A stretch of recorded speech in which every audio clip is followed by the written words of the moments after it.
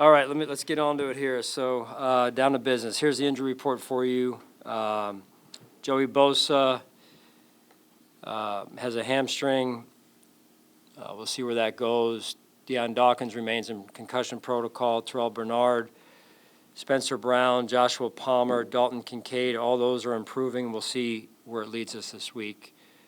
And that's what I have for you. Time's yours. How do you carry over after a win like that, and just the struggles with consistency you've had over this 2-month stretch, and the importance of carrying over the performance, a workmanlike performance like that? Yeah, consistency is the key, right? And so what leads to consistency is consistent approach, consistent level of discipline, level of detail. So that's what we got to be about this week. What did the film show you about your offensive line's performance yesterday? Yeah, unique. It was. I don't know that I've ever seen. That rushing performance it stands almost alone, right? In terms of my NFL career, toughness, togetherness, finishing plays the right way, great technique, mindset. So it's just really fun to watch. Really was.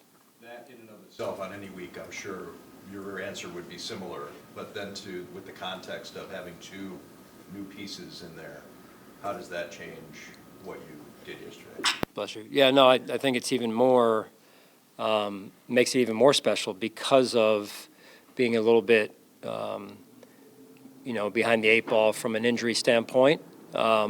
Having said that, fully confident in those 2 guys that went in there. We know what we knew what we were going to get from them, and we got that. And I think that says a lot about who those guys are and how our offensive staff put the plan together.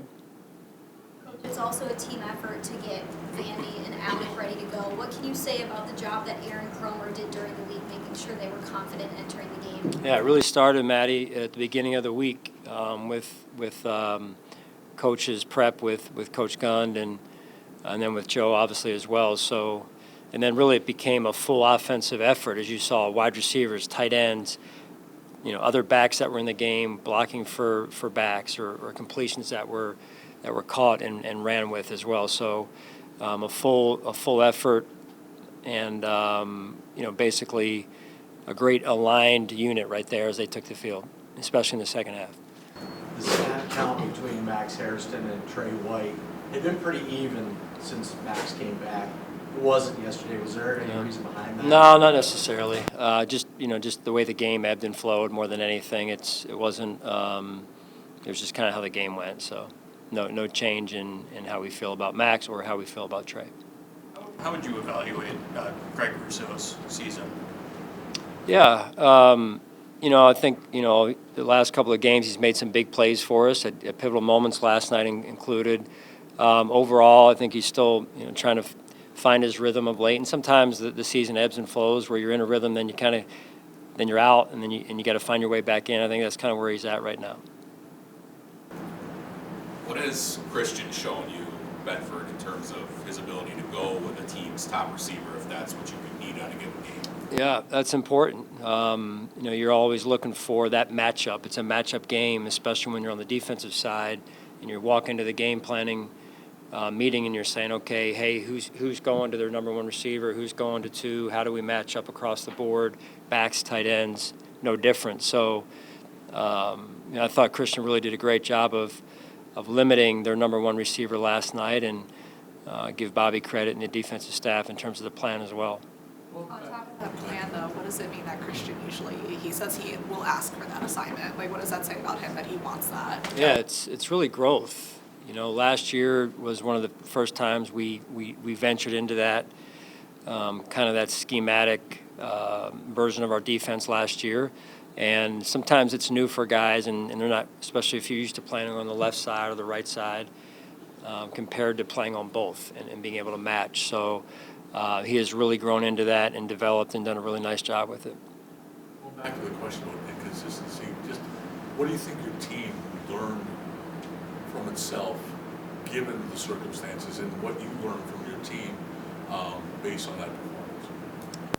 Are you saying What which do you last think? night's performance? Or? Yes. Well, I mean, you come off of a loss, you're always feeling like your backs are against the wall, and you don't like that feeling of sitting on a loss week to week, but also coming off of the 10-day break there. So, but that mindset must not leave us. We have to have that mindset as we continue to move forward. And like I said before, that's if you want to get consistent results, even though results are somewhat variable, you got to have a consistent process. And that's what I'm looking for when they come back here tomorrow, or excuse me, Wednesday. Sean, you've talked often about the calendar turns to December, and it's, that time of year when, the stakes of the games get raised, and, maybe the weather is more of a factor, but your team has been exceptionally good in this month. I think you've only lost once in the last 3 years. Do you feel like, does that point back to your preparation throughout the season in terms of getting them ready for these moments in this time of year?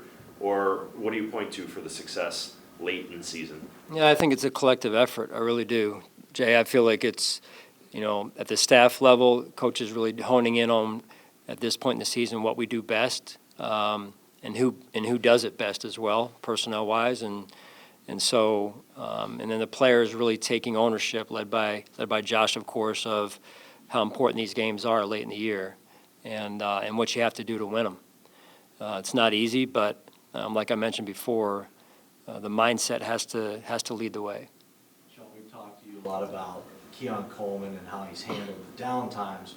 What about when he has some small samples of success? He caught the touchdown last night. How much do you watch how he handles that? Yeah, that was a big play for us in the game. And sometimes you learn. Like I said, it's never a straight line success. It gets kind of messy at times, and but those that see it through, that continue to work and take steps in the right direction and persevere, they have a chance to come out of it. And last night I saw some signs of some pretty good football, including some of the shorter routes that he ran on some of those slants. So step in the right direction. Like our team, much work to be done for all of us. James had mentioned that he had texted Alec and Ryan yesterday morning, being encouraging them and that leadership from him. Maybe we don't hear about as much, but do you see more of that behind the scenes, and what does that say about him? Yeah, he leads in different ways, and the energy is, I would say, first and foremost how he leads on the sideline, and the energy he comes to the sideline with, you can feel he has a presence, even when sometimes things aren't going our way or his way or what have you. It's that energy, we feed off of that. And I bet you if you interviewed any player on our offensive side or the defense for that matter, they would tell you the same thing. Offensive line got picked apart quite a bit after that Texans game. How much did you see behind the scenes the week leading up to this game that they just wanted to get back out and prove that was just a one-off? Yeah, they take a lot of pride in their work and their jobs, and the challenge of going against a Steelers front is a big-time challenge. And like I said, they knew that they were going to have some new pieces in there to work with. And I think it was Thursday or Friday I looked over, and they were still walking through some of the run plays or even some of the protections that they were going to use. And you could see the kind of the veteran guys who have been in the lineup working with the new guys and just over-communicating and making sure they were going to be on the same page. So I think that just says a lot about Coach Cromer's leadership, as well as the types of guys that we have up there. How have you seen your pass defense evolve and improve as the season's gone along? Last night you saw some really good, as we call or refer to as rushing coverage, working together. When you can cover them up and execute that way, it's effective for any defense, and that's signs of growth for our defense this year is being able to execute that at that level to help our rush at times. And you saw the sack with Joey. We had pressured. Bobby made a great call on that play and pressured. And so, again, not just four-man rushing coverage, but also blitz rushing coverage working together. So those are key aspects for us as we move forward. Did you feel the cap integrity, coach, and the tackling was one of the better performances your group has had this year. Yep, it was. And again, credit to the players during the week with the staff of, working on it over and over and over again. And not until we could get it right, but until they couldn't get it wrong. And it was executed at a very high level.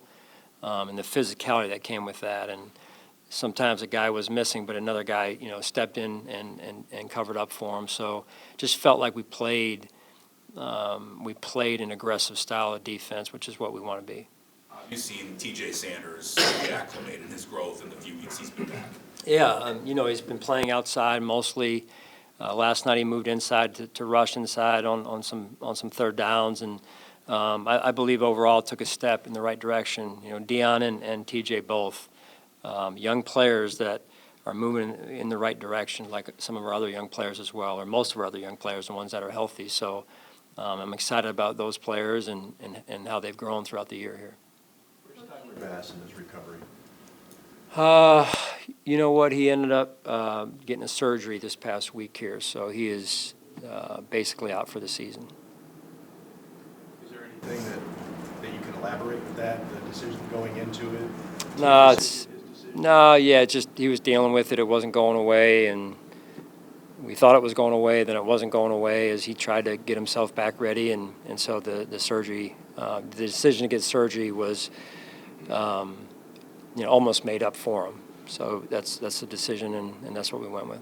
This was on the same issue he's been dealing with. Yes. Yep.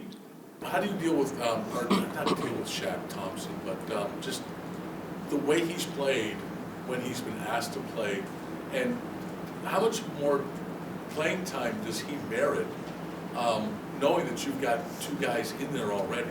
Yeah, Shaq's a good football player. He and I go way back, and he's tough. He's a good leader.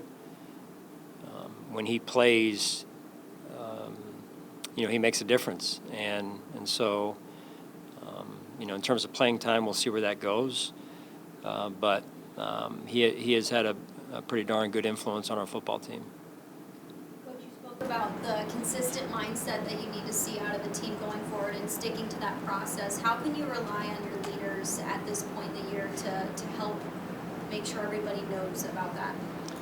Well, Shaq's one of them, and I mentioned after the game last night, Maddie, that he had spoken to the team on Friday, I believe it was, of last week, and did a phenomenal job. And this is a time of year where leaders got to get out in front of the team and lead them and take the bull by the horns. So, we need that. That's an important piece of our football team, the direction week to week, the consistency, as John was asking about. That's going to come from our players and their leadership. All right? All right, thank you, guys.